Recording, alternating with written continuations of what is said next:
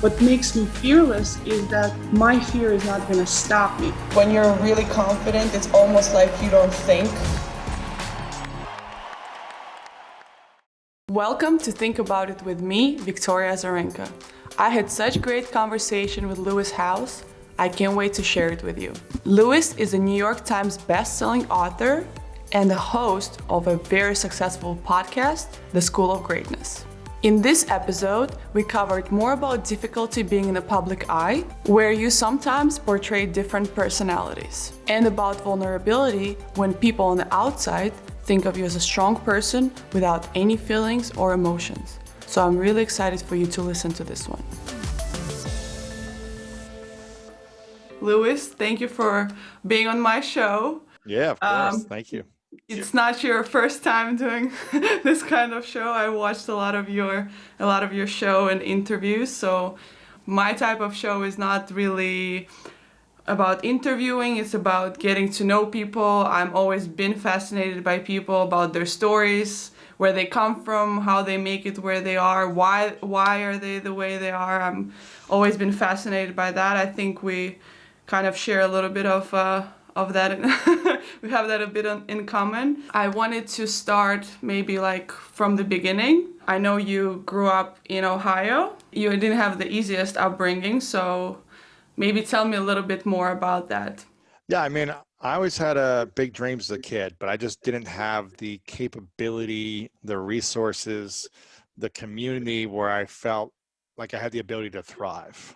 I like to go in deep right away, so hopefully it's okay with you. When I was 5, Yeah. I was sexually abused by a man. That kind of shaped my psychology, I think, for most of my life until about 7 years ago when I started to heal, started to learn how to forgive, started to learn how to kind of shed that past that I felt was holding me back. My brother went to prison when I was 8 years old. He sold drugs to an undercover cop when he was about 18, 19, went to prison for 4.5 years. At 8. So as an 8-year-old, I'd been sexually abused and my brother was in prison, and I felt like I didn't have any friends. I was struggling in school. They almost held me back a grade, but my parents decided to keep me in the same class with the age range that I was in, but I was just in the bottom of my class. It was hard for me to read, write, comprehend, remember anything. Later found out that I just have dyslexia, and that's just, no one really knew what to call it then. They just put me in special needs classes. And when I turned 13, I ended up going to a summer camp in the summer where I met some kids that were very positive, that were very friendly, that had great attitudes and were hardworking. And I was hanging out with kids in Ohio that were stealing, that were doing bad things, that just were up to no good. There wasn't really a lot of positivity.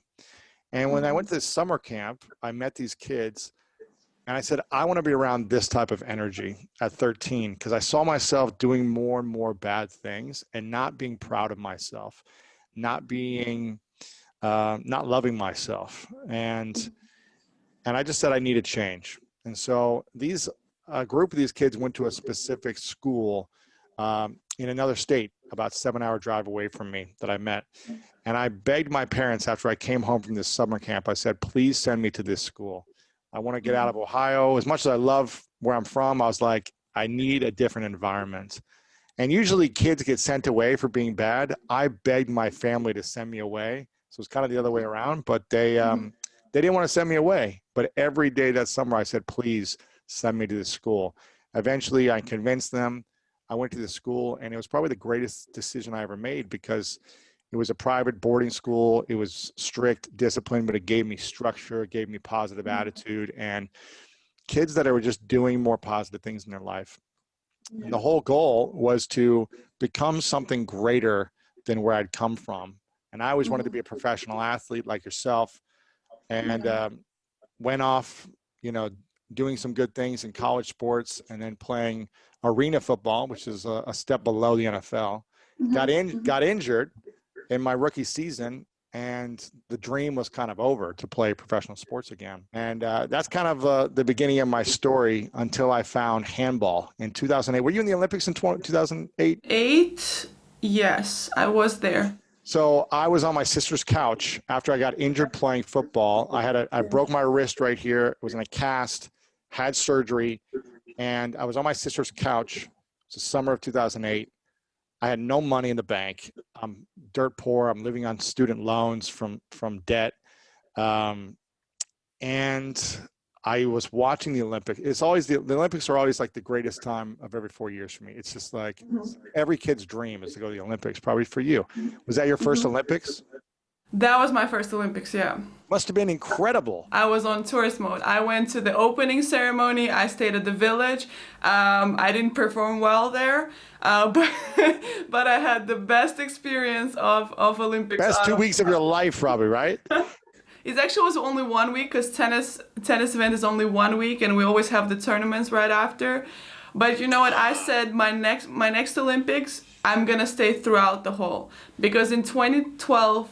I was there in 2012. I had no experience of Olympic Games. I did not go to the opening ceremony. I did not stay in the village. I stayed at the Wimbledon because we stayed at the Wimbledon. It was too far to drive. Focused. And I played every single day because I played singles and mixed doubles. And You got the bronze, didn't you? I won bronze and gold.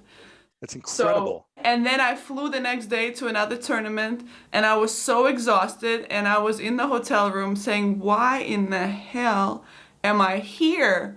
Why didn't I stay and go and like watch? And enjoy it, yeah. Yeah, and then I promised to myself that the next Olympics I'm playing, I'm staying for the whole event. I'm gonna watch all other sports, because my first Olympics I got to meet all the other athletes, and it was a cool experience, because it's like I'm not gonna play 10 Olympic games in my life. I'm not like some of athletes who who can do that throughout their career. Hopefully I'll get one more, maybe two more, which let's be a bit optimistic. But were you in Rio also, or no? I was not in Rio. I missed Rio because I was pregnant, so it was it was a very good reason not to go. Sure. But yeah, so that was the Olympic Games is always special, because where I come from, this was the main event all the time. It's the Summer Olympics, the Winter Olympics is the main event. That's something that was very suggested where I do well. Let's put it that way. Everything else was great addition, but Olympics I had to do well. It was very strongly suggested. You're representing the country. Yes. Yeah, it was for sure. I would say for my country, it's the biggest accomplishment I could have for sure. Yeah, so my dream was always to be an Olympian, but I was never a good enough athlete in basketball. I played basketball, football, like all these sports. But I was just never good enough, and there was no Olympics in football. But you played American football, right? American football, yeah. So you had no chance to make it to Olympics that way. No chance to make the Olympics. And so I remember I was sitting on my sister's couch watching the Olympics in 2008. You're there. You're experiencing it for the first time. You're having the time of your life. Your country is like praising you for being there, just showing up. And I remember thinking on my sister's couch, what would it take for me to get out of this cast I was in, the surgery, to get back into training mode to compete for something? I'm looking at every obscure sport. Like, I'll even do Winter Olympics. I don't even care, even though I don't want to be in the cold. But like, whatever, lugeing, freaking, I don't care, archery, something. Give me a sport that I can play for a chance to go to the Olympics. Then something interesting happened. 2008, I'm watching Michael Phelps at midnight in Ohio, in USA, winning medal after medal. And then I'm just up all night because I'm just watching the recap of what's happening today. 3 a.m. rolls around in Ohio, and I see a highlight of a sport that I'd never seen in my life called team handball. I don't know if you've ever seen handball. Oh, yeah, I know. It's big in Eastern Europe, actually. It's like in Serbia, huge, yeah. Romania. It's actually like these big sports. In America, no one's ever heard of it. No one's ever seen it. No one's ever played it. No one knows what it is. When I say handball to people, they think of me hitting a ball against a wall, kind of like a racquetball. They have no clue. But in Europe, it's a big sport. And I'm watching this, and I'm seeing these athletes flying through the air, throwing the ball, just scoring, like just crushing each other. And I was just like, where's this sport been my entire life? This is what I was made to do. I'm tall. I can throw. I used to be a pitcher in baseball, so I can throw 85-mile-an-hour fastball. Like, I was a basketball player through college. This is my sport. Yeah. And I said to myself, I'm going to go to the Olympics and team handball for the USA. And I started doing research online. There's no information online. It's the most unorganized sport in America with the Yeah. Olympic Committee. I do research. I can't find any information of like, is there a team? Are there tryouts? Where do they train? Nothing. For a year and a half, I can't find information. But I find that there are club teams throughout USA, kind of teams where they get together, they don't get paid, and they just play once a week. Yeah. And I am broke. I have no money, sleeping on my sister's couch. And I see that there is a team in New York City that was the national champions for the last couple years for the USA Club Handball League, right? And I try to email them. I try to call people. I can't get a response from anyone. But they have a website with an address of where they practice one time a week. Yeah. And I said, when I make enough money, I am going to move to New York City. I'm going to show up to practice. I'm going to train and learn the sport. I'm going to make the USA national team, and we're going to qualify for the Olympics. Fast forward a year and a half later, I built a business, started making enough money, saved my money, moved to New York City. I still can't get a hold of anyone from the U.S. Olympic Committee, from handball clubs around the country, nothing.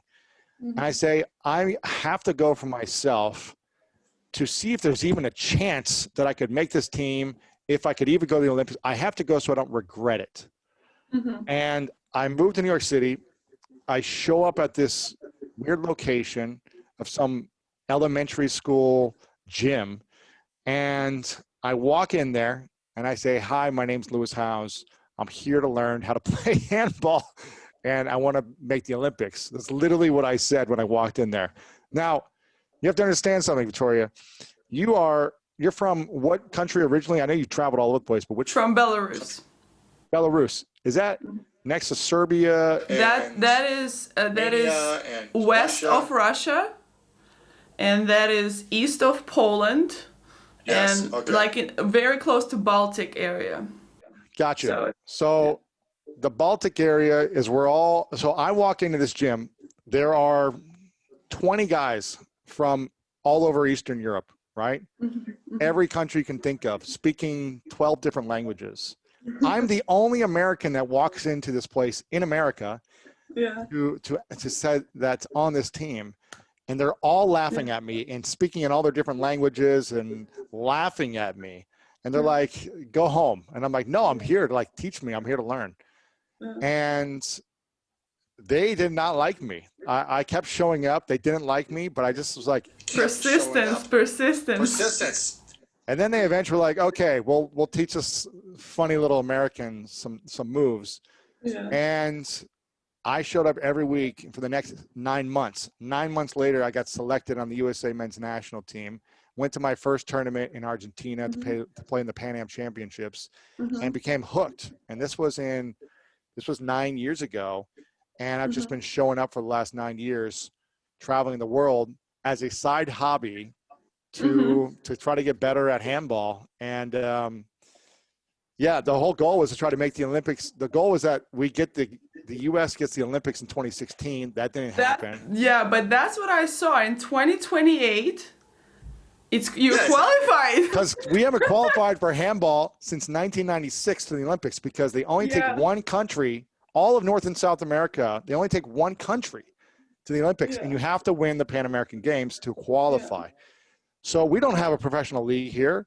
All the guys who play on the USA team are playing over in Europe, and then they come over here, but they don't play together that much. So it has been a challenge playing with the USA team over the last 9 years, because there's no funding, there's no organization, there's no pro league, all this stuff. And the competition in South America, they have professional leagues, and they play this all the time. So we're competitive for a half, but then people just pull away with skill. So it's been a dream that I've been chasing for a long time, but it just hasn't happened yet. So 2028, I'll be old then. It's amazing to kind of hear about like the drive that you have to do the sport. And it's sometimes, fascinates you because you've been an athlete for longer. It's not like you were, in business and then you just went into sports. Right. But what fascinates me a lot about people who haven't really done sports before and they're in business or something, how much they love, for example, tennis. Like I've never really realized how many people love tennis and they play and they're like psychopath about it. Play like club matches and they start cheating in their matches, and I'm like, who are you people? Like, how does that make you so crazy, the sport, Yeah, So people get competitive in this sport.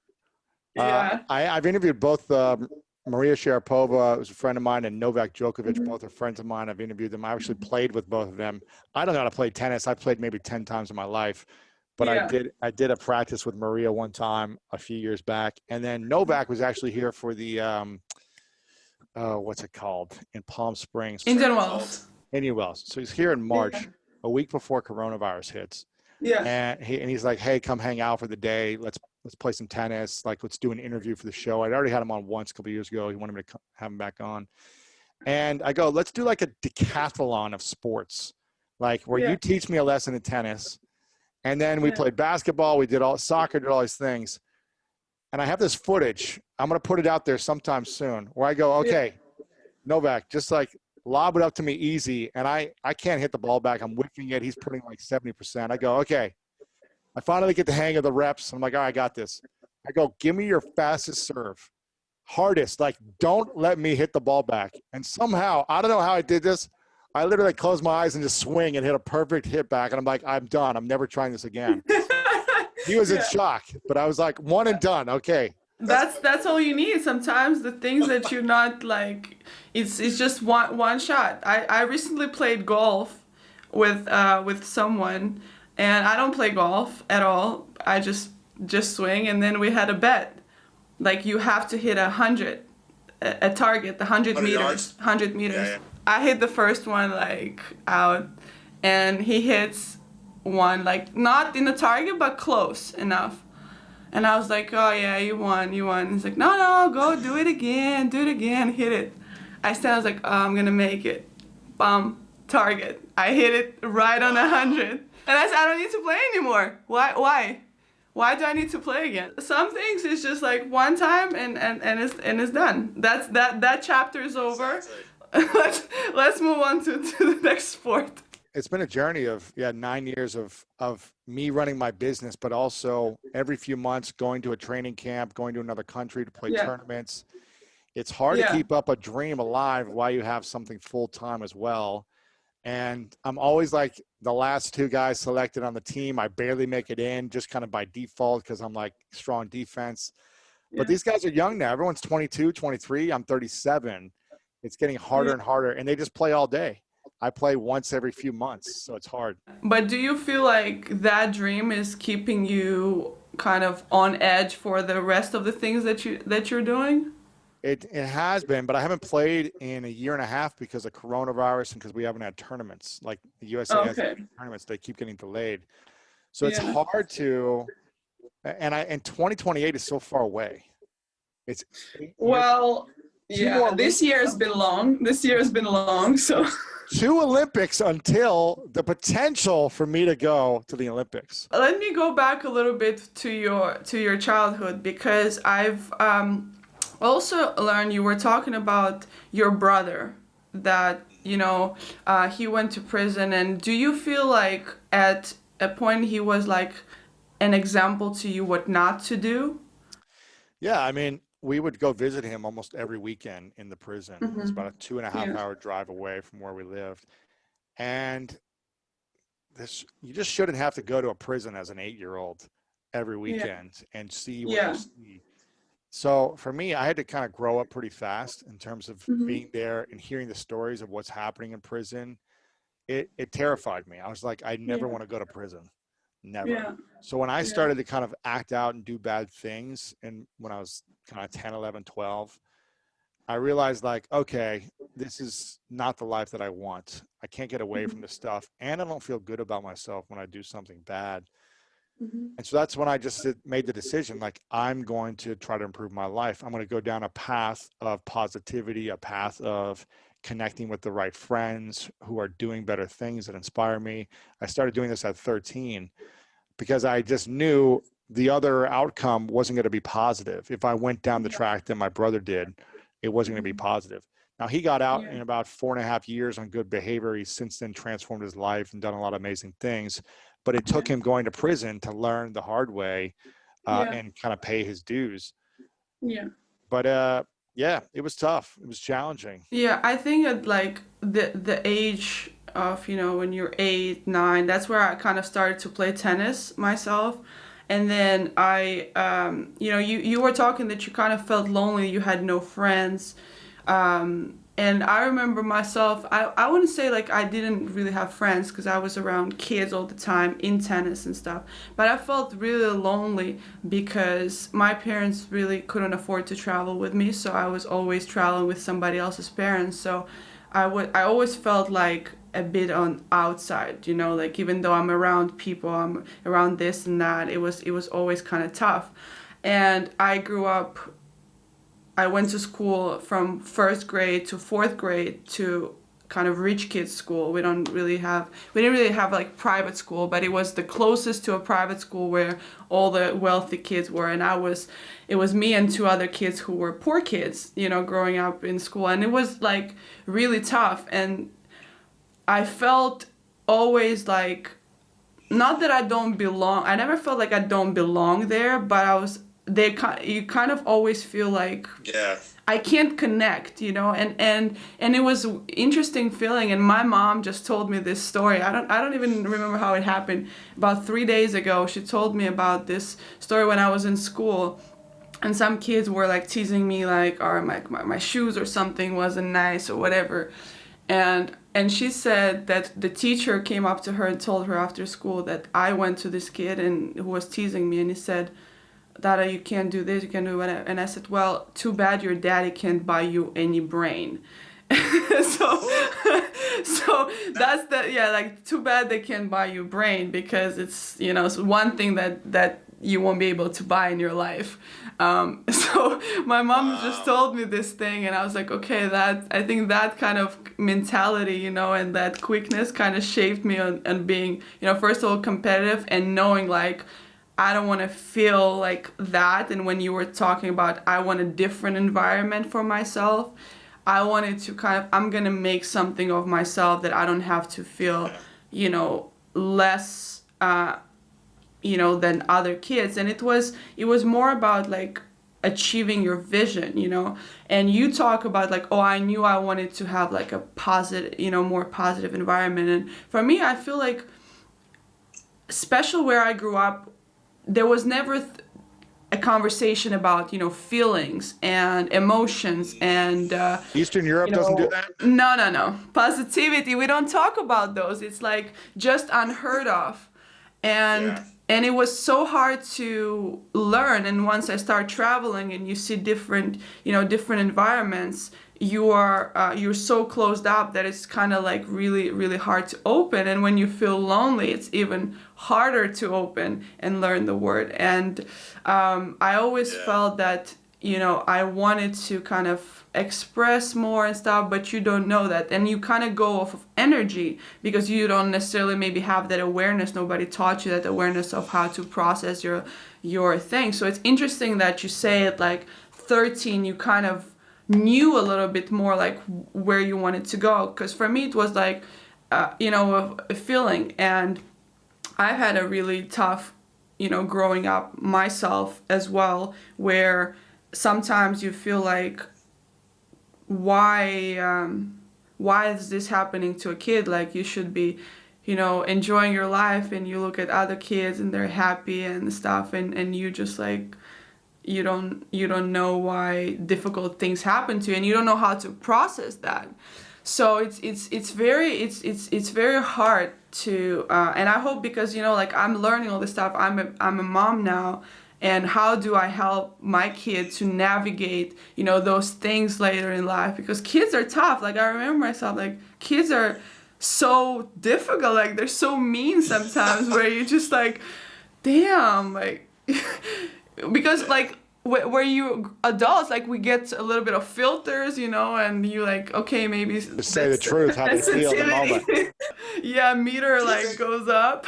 do you think you'd be where you're at right now in Grand Slams, Olympics, all these different things, number one in the world for many, how many weeks was that? 50 something weeks? You were number one? 52. Yeah, Who's 52. counting, right? Yeah, 52. Yeah, exactly. Do you think you'd be where you're at without going to that school? Oh, no chance. Like I don't think any of the things that I've been through in my life I would be here because I wouldn't learn that lessons. Do I think like I wouldn't want those things to happen? Yeah, I mean you don't want those things to happen, but how do you learn? Like if we talk about like you just said example of your brother, it took him going to prison, right, to learn the lesson and then transform. These little traumas build up and we build walls and what I like to call masks. That's why I wrote a book called The Mask of Masculinity, because I developed so many masks where I was like, no one in the world is ever going to take advantage of me. I'm going to be so big, strong, and successful that they have to respect me. And anytime I felt taken advantage of, it was like I had to attack. I was in attack mode. I was in defense mode, and then I had to like make them wrong. And it only hurt me at the end of the day. You know, these little traumas hurt ourselves until we learn the emotional skills to manage chaos, overwhelm, hurt, upset. And once I started to study this and learn these tools, it allows me to have better intimacy in my relationship, allows me to be a better leader in my business, allows me to be a better athlete, all these different things, because I'm not in reaction mode.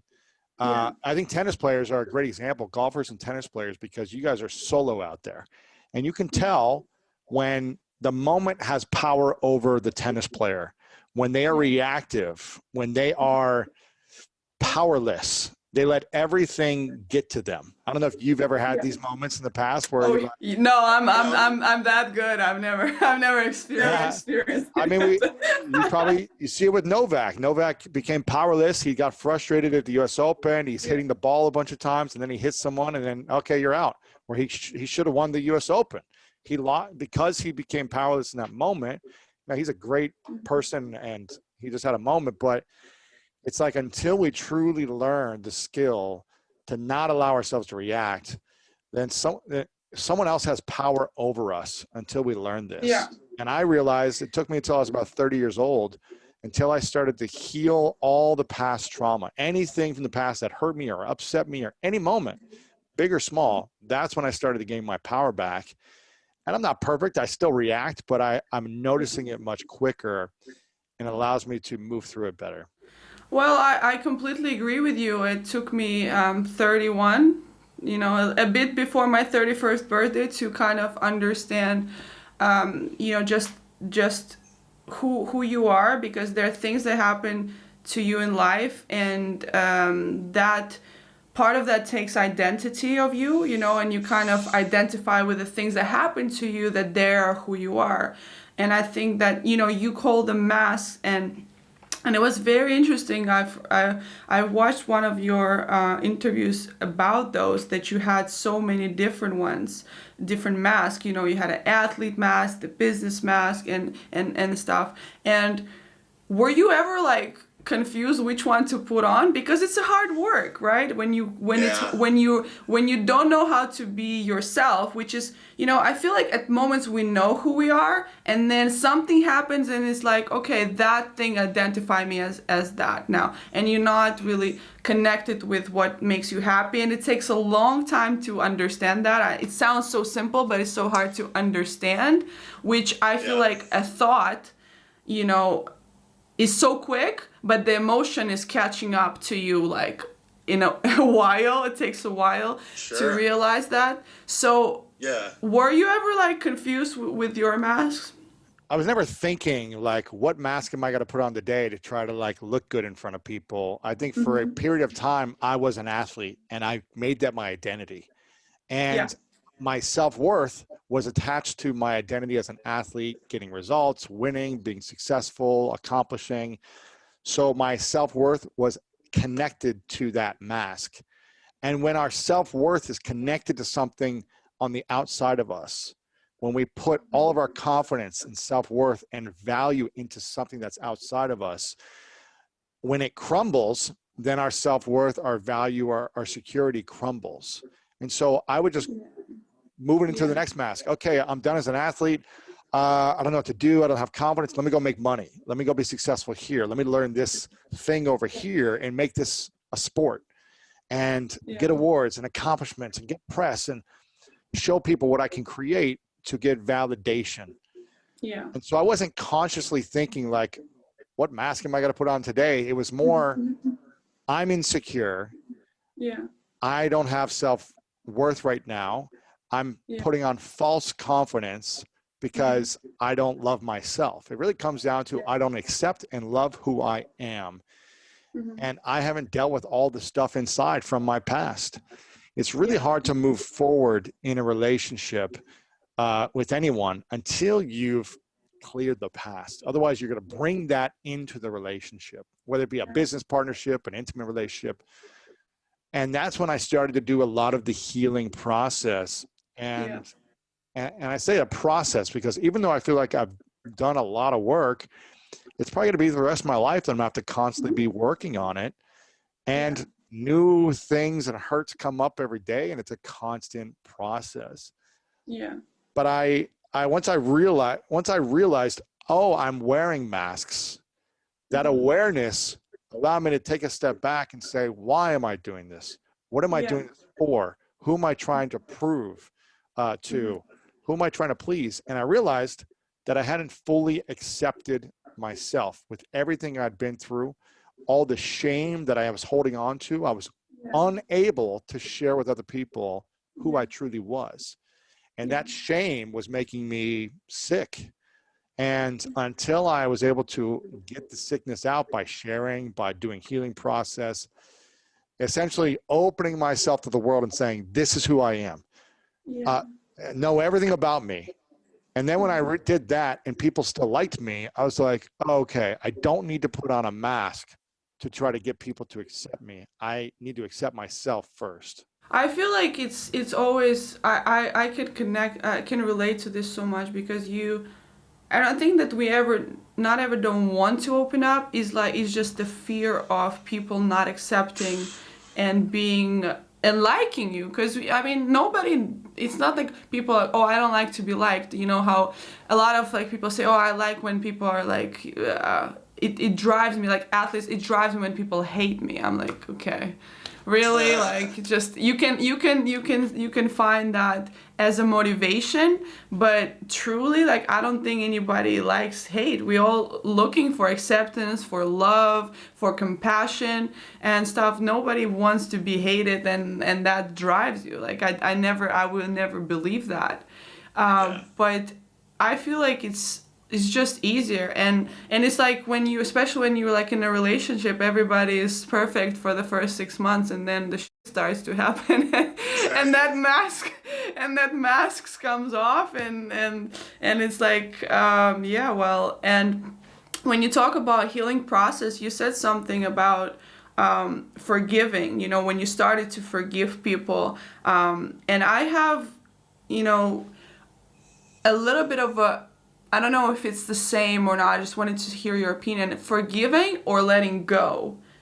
What was, because I think forgiving is more like, I don't know, maybe accepting that you were hurt or you were a victim of a certain situation, and letting go is just letting go of the moment. So when I think about some sort of my situations, I don't necessarily feel that I'm forgiving the situation. I'm just letting it go. It will not have power over me. And I feel there is a bit of different distinction, but I don't know. I just wanted to hear your opinion of that. Forgiveness, I've always learned, is not about the other person or the situation. It's about ourselves. And when we learn to forgive, I'll give an example. You know, I was sexually abused when I was 5. And for 25 years, I held on to this shame and anger from this person. As I started to really realize, like, this person abused me, they took something from me.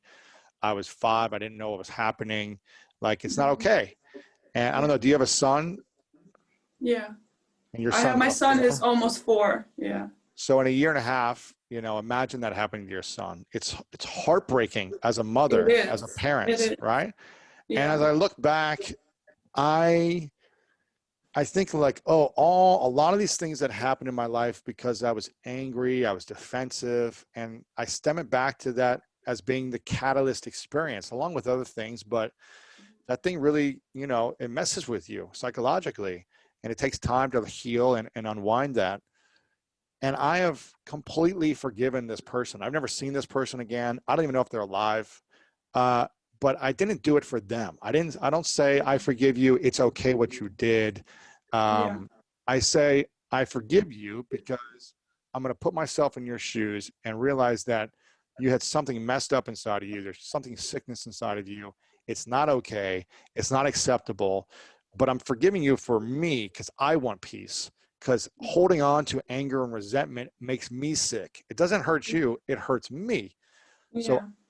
this isn't okay. This is not acceptable. I don't wish this upon anyone, but I'm Mhm. forgiving you because I want to be free. When I Yeah. hold on to resentments, it's similar to letting go. When I hold on to resentment and anger, I'm a prisoner of that person still. Yeah. When I let it go and forgive, I don't forget it, but I forgive. And I forgive myself mostly for how I Yeah. treated myself for 25 years after that until I started to heal. I forgive Yeah. myself for my behaviors, my reactions, my defensiveness. I forgive myself for the shame I held on to. Yeah. And that sets me free so I don't have to put on a mask anymore. And the more I Yeah. accept myself, the more authentic I am in the world.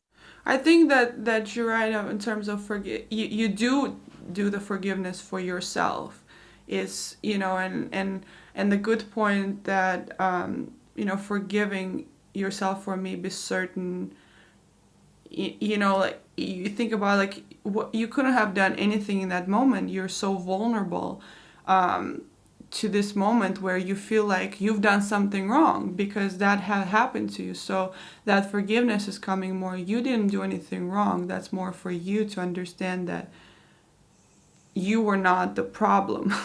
Like Yeah. you were not the problem. And I think a lot of times we think like in my personal situation, I felt like I was in a horrible situation personally. I've lived through hell for the last 3 years, going through child custody battle, and it's just, and it was so tough because I felt like I'm always the victim, and on a surface level, if I would tell the details maybe of the story, you feel like holy shit, that's messed up, like that's messed up. But it was only hurting me, so I feel more like a victim. I have no power of who I was.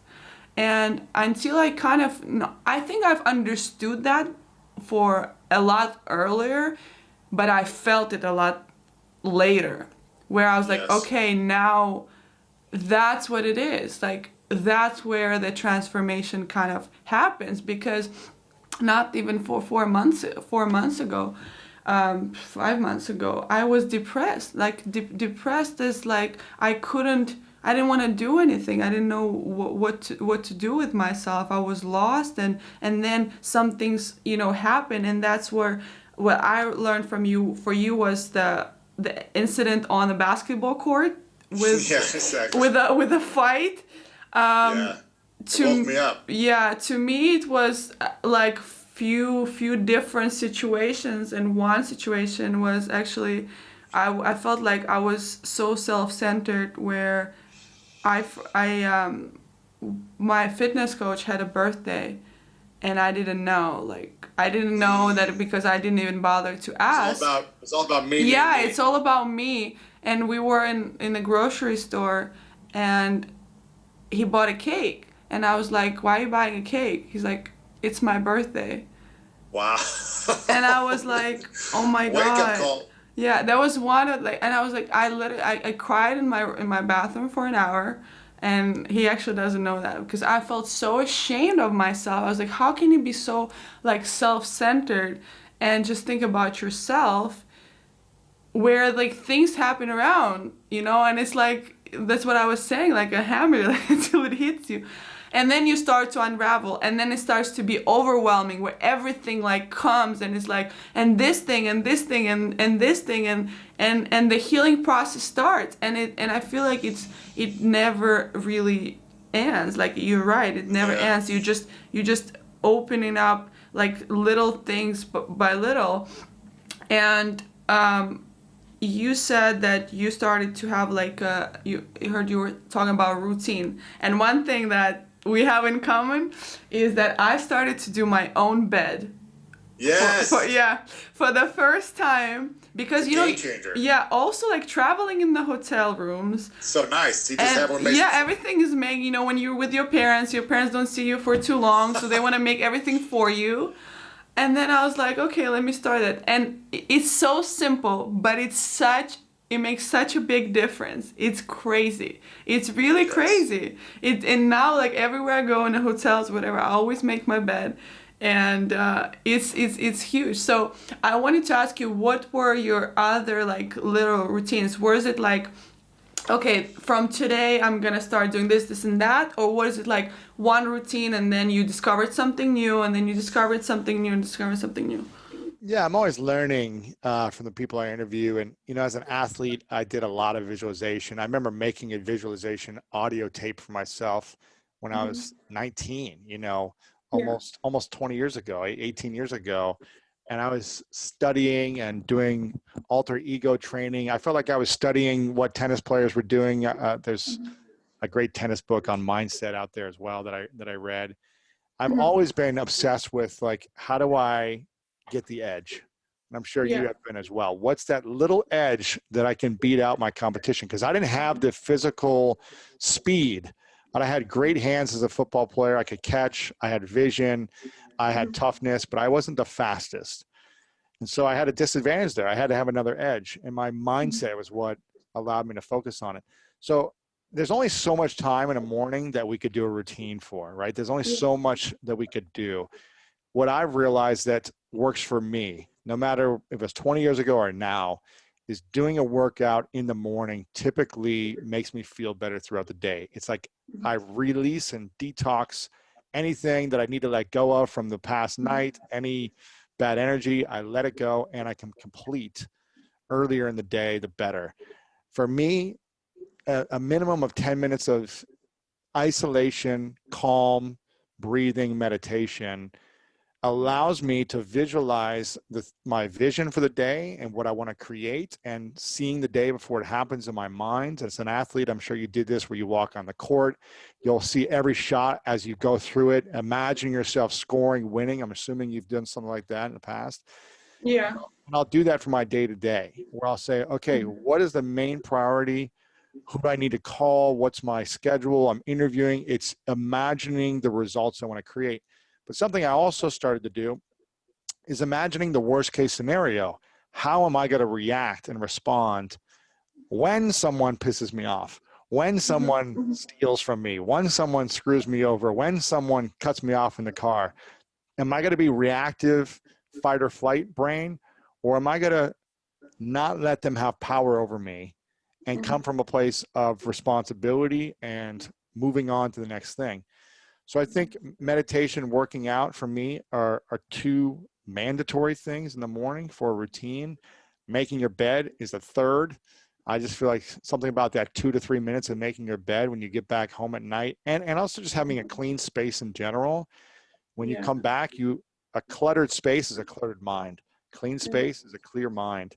Those three things I'm really a big fan of. Some type of workout, some type of meditation, making your bed. Of course, I do different nutritional things. Right now, I do mostly intermittent fasting, so I'm just drinking water and kind of like a bulletproof coffee. If you want to eat some fruit in the morning, cool. But I think if you do those three things, you should be set up for a pretty solid day. Yeah, and it was one of my questions. I've heard you talk about, and you just mentioned that meditating with kind of picturing what negative things can happen and how you're going to react to that.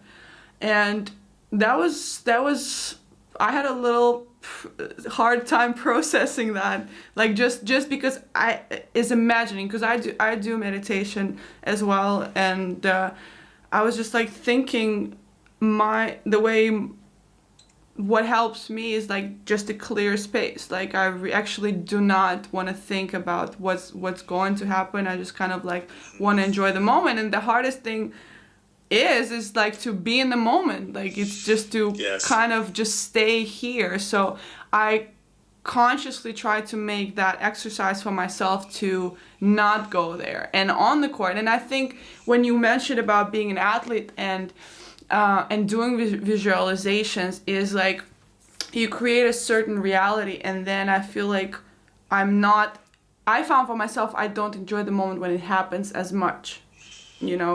So I Yeah. try to like just feel like, okay, whatever is going to happen, you do your preparation and you have thoughts, and of course you have to do all this, but I do this conscious effort of trying to enjoy that, the moment, like what's going to happen. So Yeah. it was interesting to hear you know, the different way of approaching, especially Sure. like the negative part. And I feel like it's an exercise, right? And I'm not thinking of the future the whole meditation. It's a moment in the meditation where I am being present, focusing on now, clearing the mind. And then towards the end, I'm like, what do I want to create?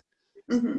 And if something goes wrong, how do I want to show up? What type of leader do I want to be for myself? What will make me proud at the end of today if things go exactly the way as planned, better than planned, or they don't go as planned at all? What will I be proud of when I go to bed in the bed that I made this morning? Yeah. What will I be proud of no matter what happens? And I think I'm always trying to evolve as a human being, thinking, yeah, I want great things to happen for myself every day, and I want to be successful. But I think we learn more about ourselves in these extreme adversities or challenges. You know, you probably learned more in the last 5 months than you learn when you're winning. You learn a lot about yourself. Have a lot more questions. It shows you your weaknesses, where you need to work towards. And you either get to rise to that challenge and learn and grow, or you stay in that depressed state. And so I think those moments, as not fun as they are, I think they prepare us for something greater. I believe that I personally don't learn from winning at all. I think It's hard to learn when I- everything's going right. Yeah, You're like, all I right, don't- I'm the best. yeah, like I'm doing everything great, and then you know a lot of times in like interviews, people like because of the result. If you create a certain result, people think that everything was great, you know, like everything worked out perfectly, everything that.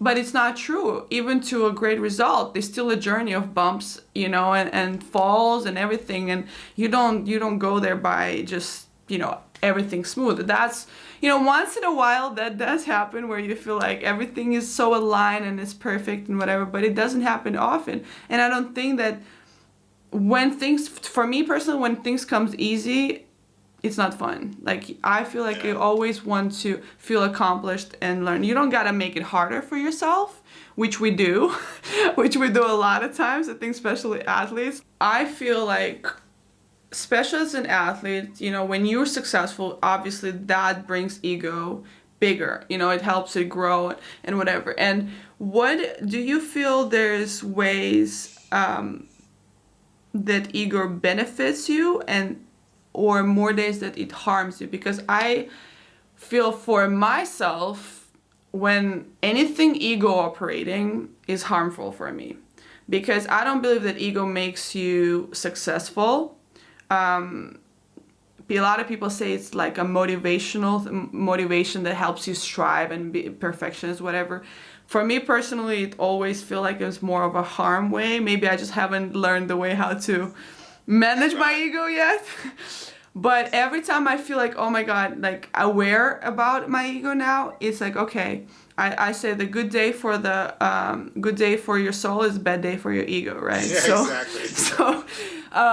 So that is like, I'm consciously like, I know, okay, even like on the court, I noticed that like I've done this shot or I've done this. oh, this was like your ego is talking, is not really what you're supposed to do. So what is it for you, or what is it like from a lot of people that you've met with?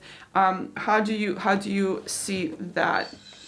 Yeah, I think you got to have a healthy relationship with your ego, and being aware of it is key, and knowing what you're using it for and the negative effects that it could have. Because my entire life until I turned 30, I lived by the desire to prove everyone wrong, prove Yeah.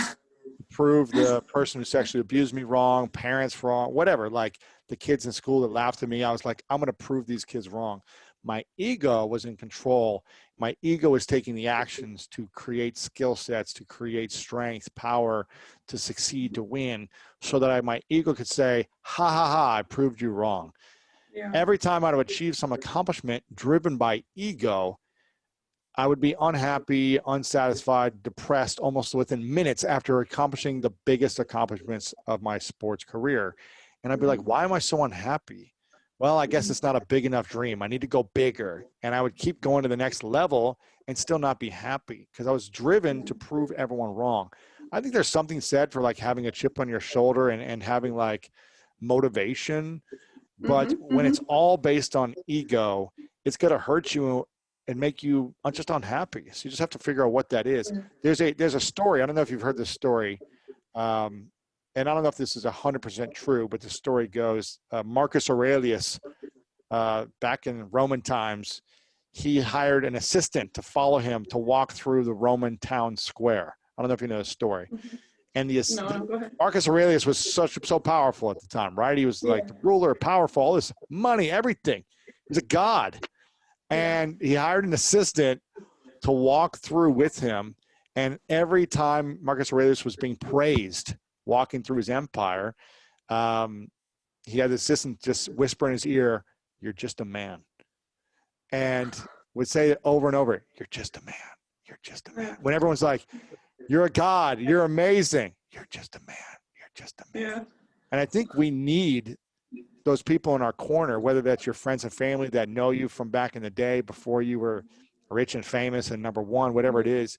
We need that constant reminder. Otherwise, our ego will get the best of us. And that's why I surround myself with quality people that I've known for 20 years that know me before I had anything and continue to remind me. You know, they elevate me and support me, but also they don't let my head get into it too much. And it's helpful for me to have more peace in my heart. I always feel when you do get that, you don't need a lot of people like that, just maybe a few. Just a couple, one or But two. Yeah. yeah, but that's real wealth. Like when you have that, that's for me that's real wealth. That means like because once you start to be successful, there's so many people around you.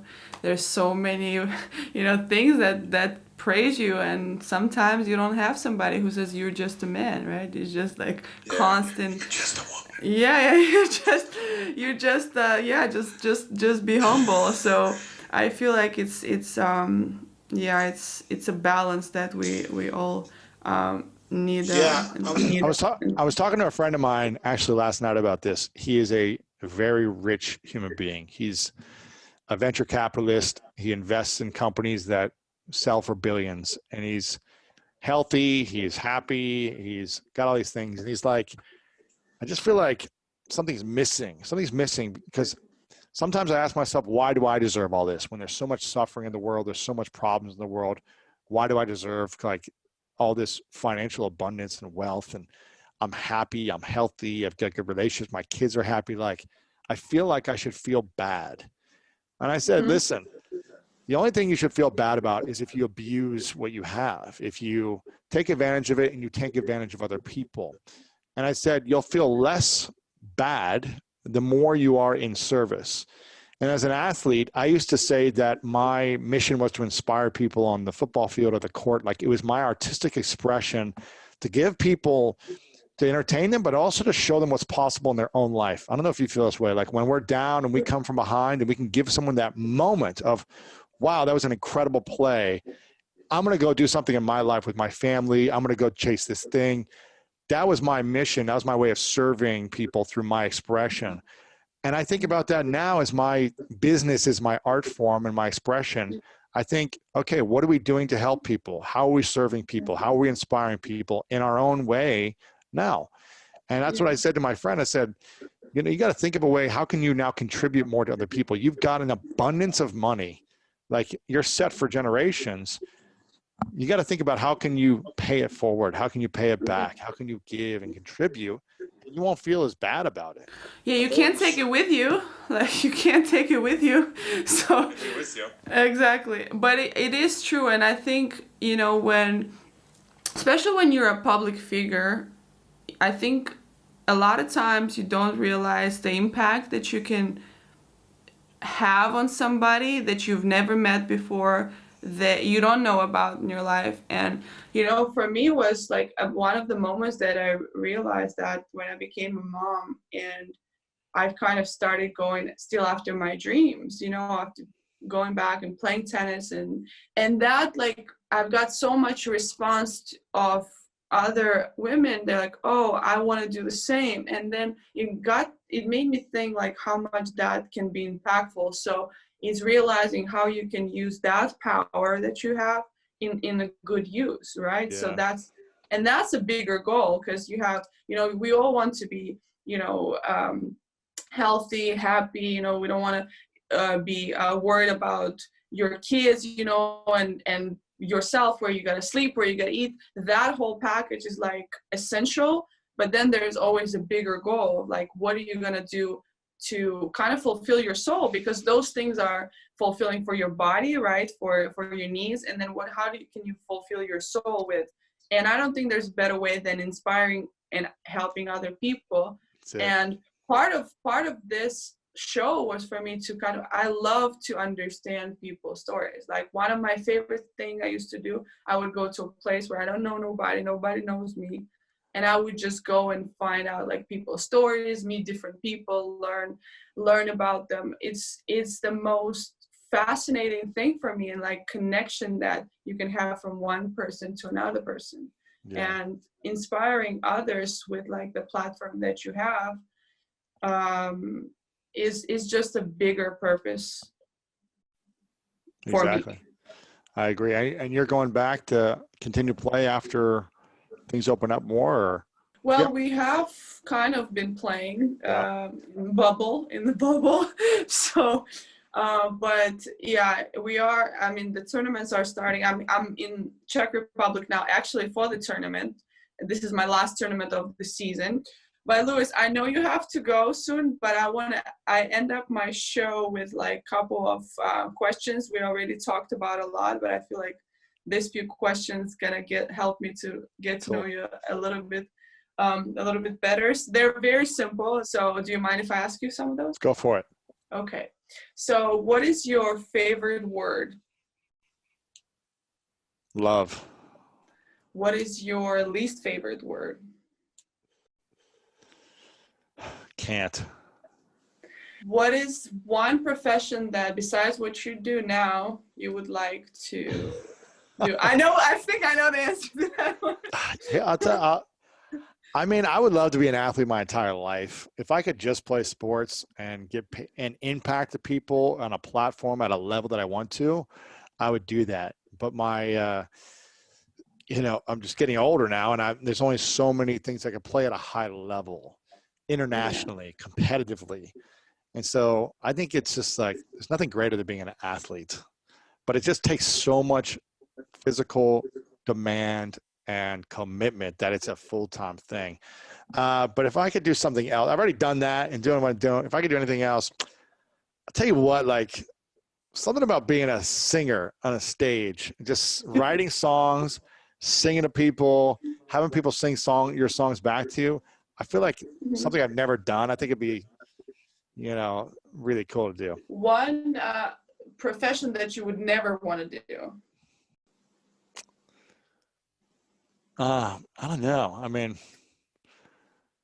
I wouldn't want to do anything that I wouldn't be passionate about. And How about president?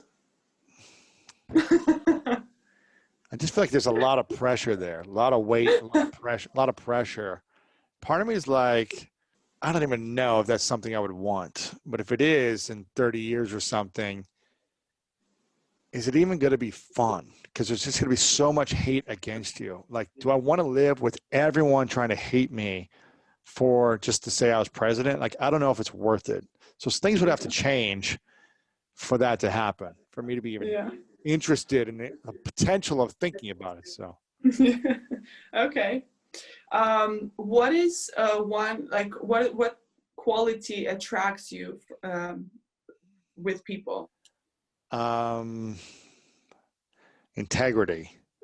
When someone shows up and does their work and just, it's like when you never played a team sport. I don't know, maybe you did when you were younger, but Yeah. in football, you know, we got 11 guys on the field at a time.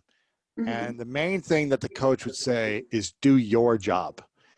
And when you try to start doing everyone else's job, you mess up your job.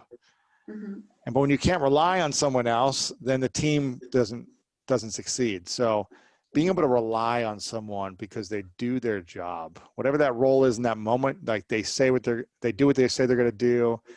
You can trust them. I feel like that's how you can build a great team. And that's how you can Yeah. build a great life with a great team. You can't do it alone. Even as a tennis player, you cannot do it alone. No, absolutely not. Absolutely not. Okay, what is the one quality that puts you off? Just rudeness. I think when people are rude and have a big ego, like we talked about, I would say that the opposite would be compassion. Someone who's just compassionate, it turns me on as well. It's just like Yeah. when someone has accomplished the greatest things, but they're kind to someone that can't do anything for them, for me is a great quality. But those who have done great things and are mean or rude to people that can do nothing for them, that turns me off. Yeah. Okay, and the last question is, if you arrive at the pearly gates, let's say God exists, and you arrive at the pearly gates, what would you want God to tell you? You did a good job. Okay. You showed up. You maximized your talents with what I gave you. You did more than I thought, and I'm proud of you. Good. Well, that's the questions I have for you. So Amazing. yes, thank you so much for being on my show. It was a lot of fun for me to get to know you and see your perspective of things. I'm going to continue watching your videos. I love watching your podcast. It's really fun and very educational. So thank you so much for being here. Thank you. And hopefully I get to watch you in a tournament sometime soon. Maybe Australian Open or Indian Wells in March. I would love that. Thank you so much, Louis. It was such a pleasure. I appreciate it.